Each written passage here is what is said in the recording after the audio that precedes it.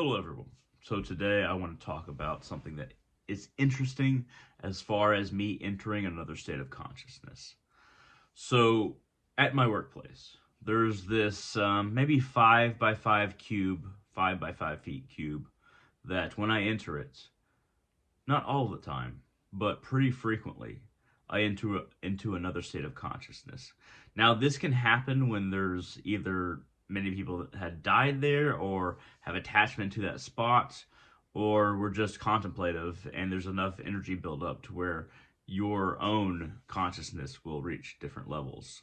It could be lower, it could be higher, but in this case, it's actually higher. So when I enter this, when I'm just walking around the area where my job is, um, this one spot, when I walk through it, a lot of the time, I'm pulled back, like reverse hiccup, just pulled back completely. And then when I'm pulled back, another thing happens. There's a lot of people around, and I only see their brains and a little bit of translucent body. So I know there's where the bodies are at, but mainly I see the brains as being pronounced. And then there's mainly a black void around. There's this intense black void and just brains in it.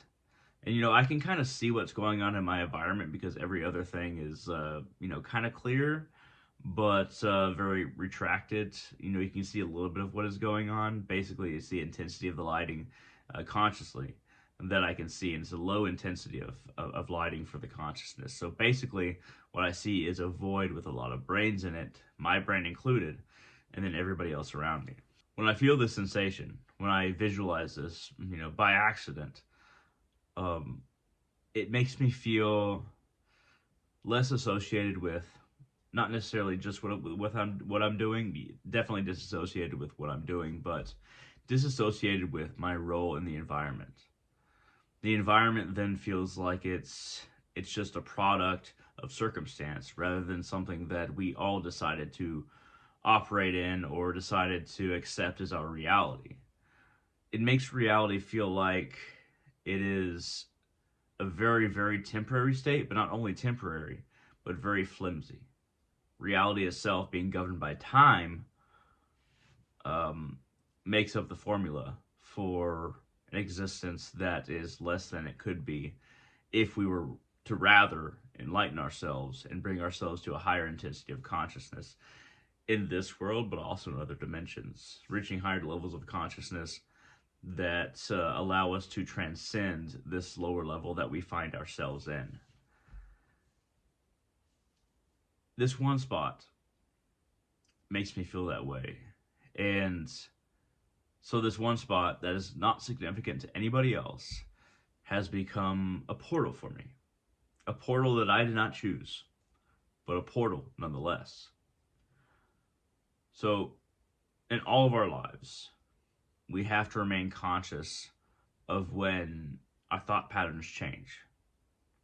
And it's not only the ego and the ideas about like what we're doing, what we have to do, things like that. It's more the thought patterns of when do I feel most at home in myself and able to move forward along my spiritual path, and when do I feel like I'm not at home within myself and that I have no control over where I'm going. So there's a certain level of control that should come with an area or an idea, a level of consciousness. Um, and that level of control is very unique to the person. No one should actually feel the exact same as everybody else in a certain space, unless it's a very, very strong space. But we have to understand our own personal mission and our own personal consciousness.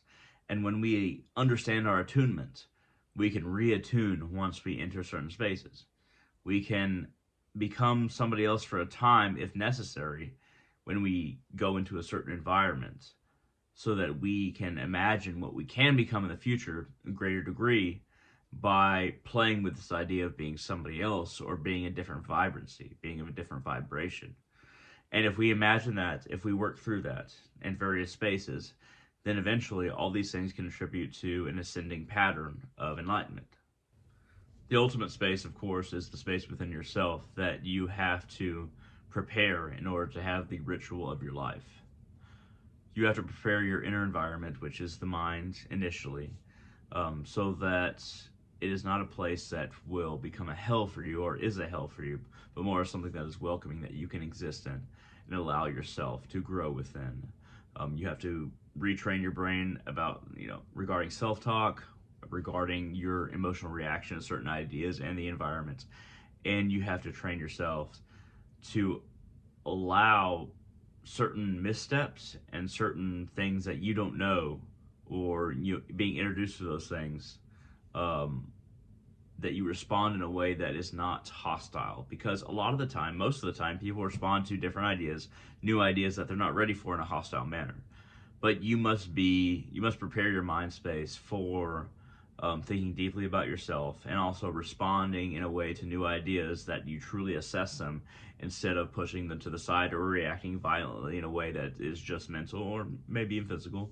But you have to allow yourself to become a temple for the God that you want, God or goddess that you want to enter that temple, so that you can become a devotee of them. And that devotee is going to be a devotee of your higher self. You should devote yourself to your higher self, and your higher self is one step away from soul. At any rate, thank you very much for watching, and I hope all of you have a wonderful day.